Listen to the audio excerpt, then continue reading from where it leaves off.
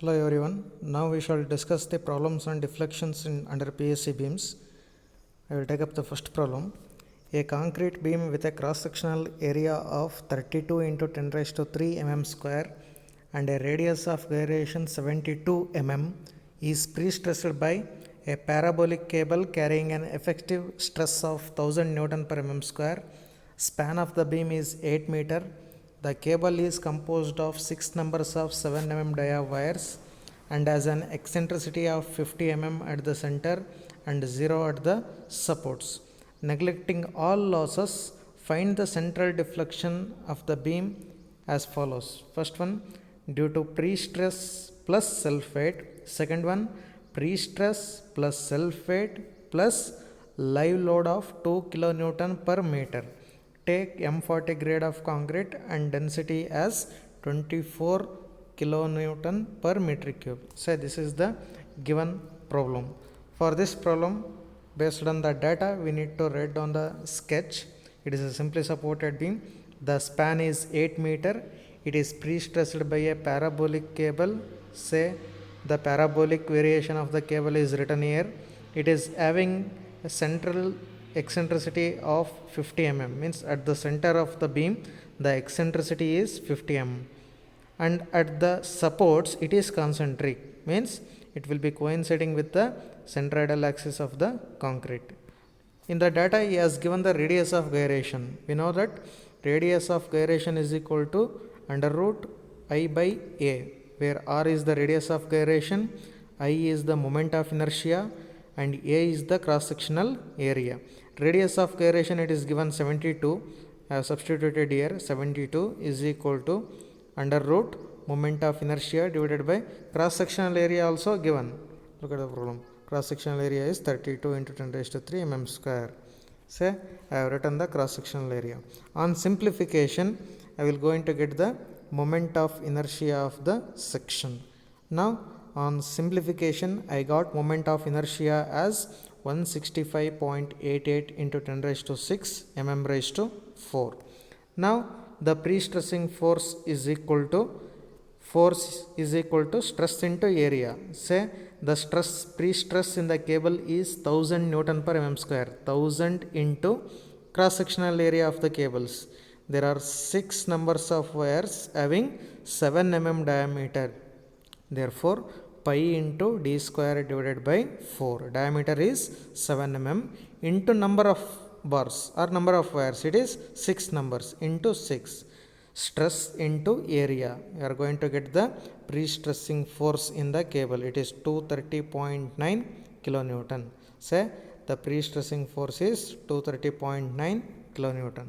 Now we need to calculate the deflection due to dead load, deflection due to live load and deflection due to pre-stressing force and eccentricity.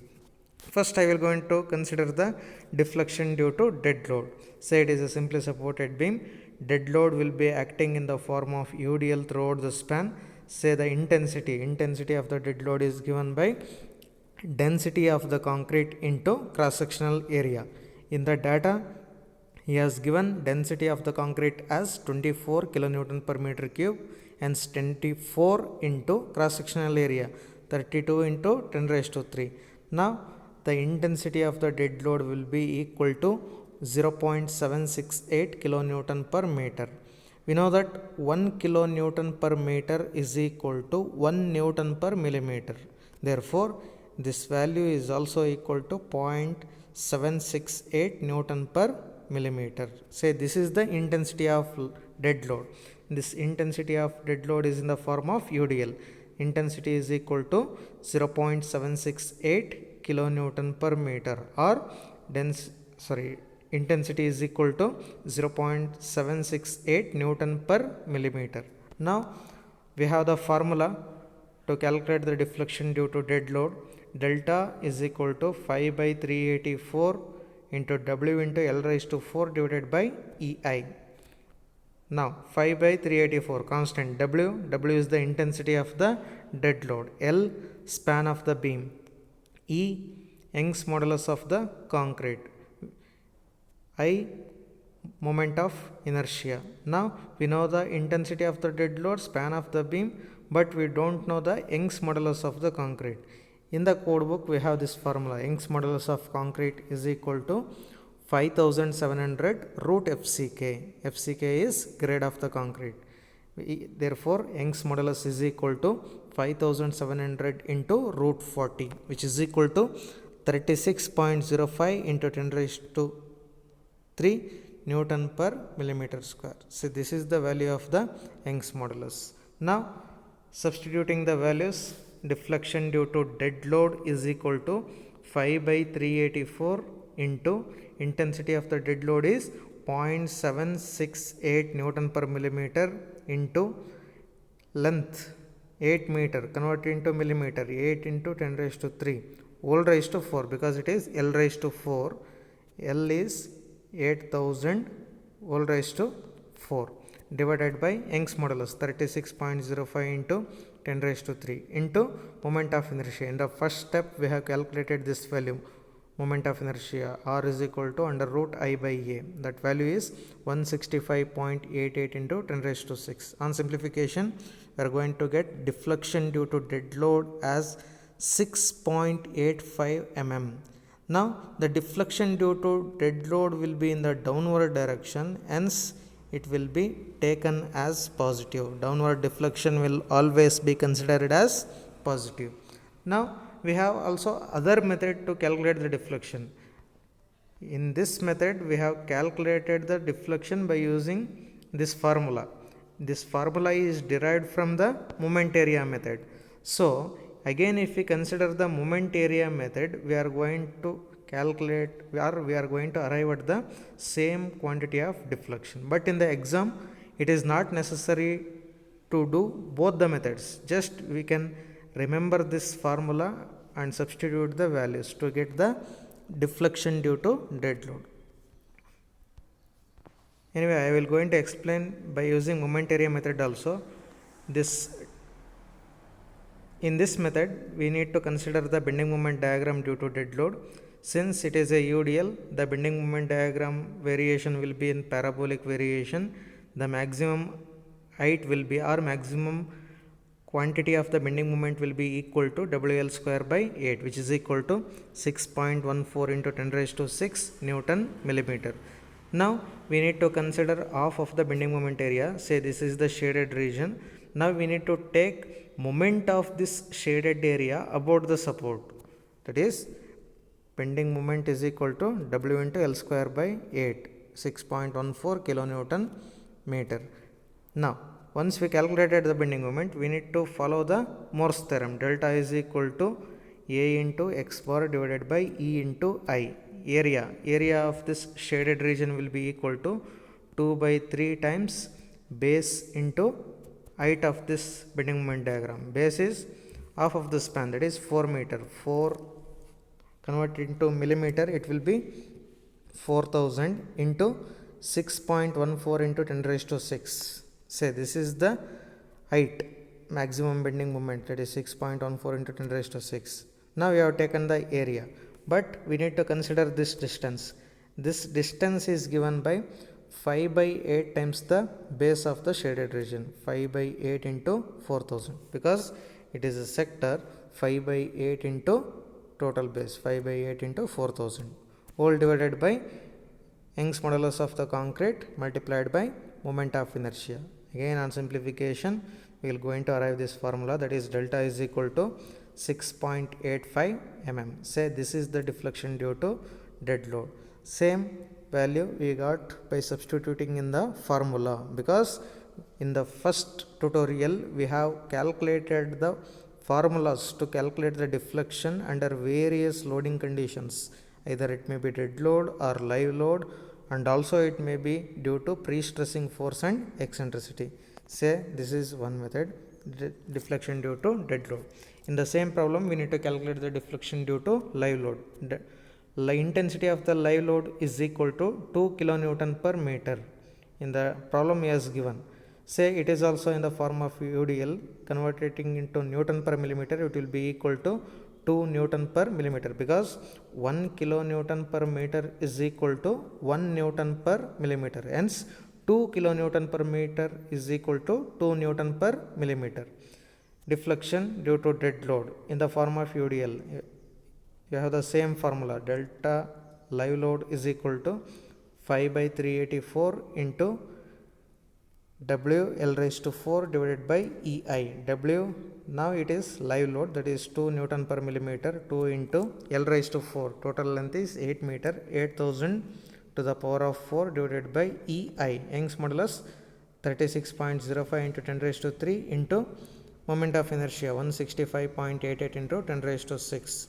On simplification, we are going to get the quantity of the deflection due to live load. This deflection will be in the downward direction. Considering deflection due to dead load and live load, both will be acting in the downward direction. Hence, we need to take deflection due to dead load and live load as positive. Only the deflection due to pre-stressing force and eccentricity, we have to take it as negative, because it will going to deflect the beam in upward direction. Hence, due to P and E, we have to take the deflection as negative. Now, we need to calculate the deflection due to pre-stressing force and eccentricity. Delta is equal to, for a parabolic cable having eccentricity at midspan and it is concentric at the supports, we have the formula, delta is equal to 5 by 48 PEL square by EI.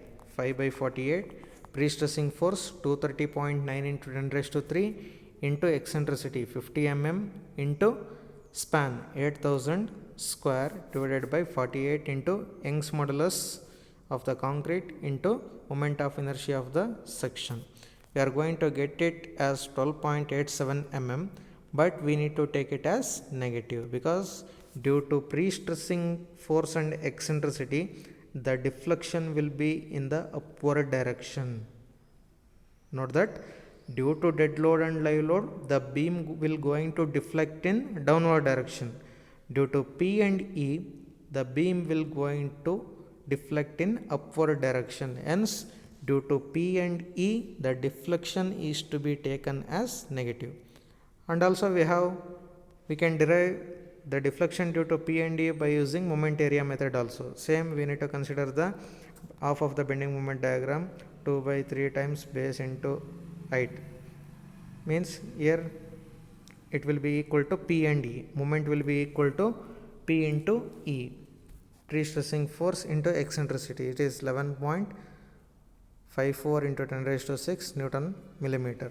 2 by 3 base into height. Base is half of the bending moment diagram, 4000. Height of the bending moment diagram will be equal to P into E, 11.54 into 10 raised to 6 into x bar distance, 5 by 8 times the base, all divided by Young's modulus of the concrete into moment of inertia of the section. On simplification, we are going to get the same value, minus 12.87 mm. In the problem, he has told to calculate the deflection due to various conditions, that is deflection due to pre-stress plus self-weight, first case. Second case, pre-stress plus self-weight plus live load of 2 kN per meter.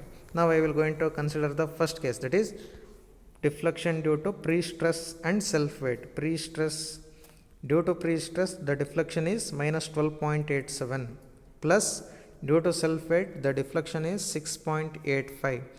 On simplification, the net deflection due to pre-stress and self-weight is equal to minus 6.02 mm. Minus 6.02 mm.